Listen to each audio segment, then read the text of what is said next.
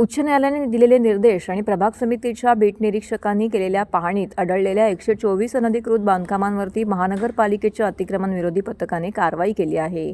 19 जूनपासून नियमितपणे ही कारवाई सुरू असून त्यात शिळ येथील MK कंपाऊंडमधील 18 इमारतींच्या बांधकामांचाही समावेश आहे.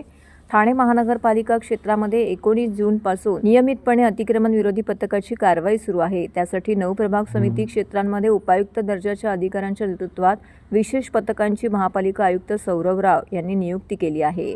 प्रभाग समिती क्षेत्रातील बीट निरीक्षकांनी नोंदवलेली आणि सध्या सुरू असलेली अनधिकृत बांधकामे पाडण्यास या मोहिमेचं प्राधान्य देण्यात आलेले आहे. त्याचबरोबर अनधिकृत बांधकामांविषयी तक्रार आल्यास त्याची शहानिशा करून ते बांधकामं तोडण्यात येत आहेत.